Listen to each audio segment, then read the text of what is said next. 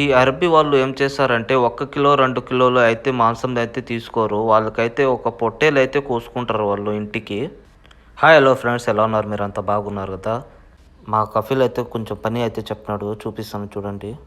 మా కఫీల్ ఏం చెప్తున్నాడంటే పార్టీ హాల్ ముందర ఈ వరండా అయితే ఉన్నది. ఇక్కడ వాన పడి దుమ్ము దుమ్ము అయితే అయిపోయింది. ఈ మొత్తం వాష్ చేయమన్నాడు.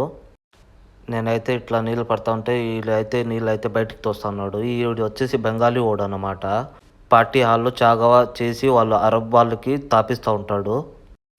అంతలోనే మా కఫీల్ అయితే ఫోన్ చేసినాడు ఎడారికి పోమనేసి. ఎడారికి ఎందుకంటే ఆల్రెడీ మీకు తెలిసిందే, మా కఫీల్కి అయితే అక్కడ గొర్రెలు మేకలు అయితే ఉన్నాయి. దాంట్లో అయితే ఒక మేక అయితే కోస్తారు.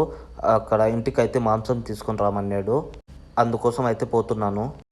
నేను రాకముందే అర్థం పని అయితే అయిపోయింది. అరబోళ్ళు ఈ బోటి గీటి ఏం తినరు, వాళ్ళకి కొత్త మాంసం అయితే కావాలి.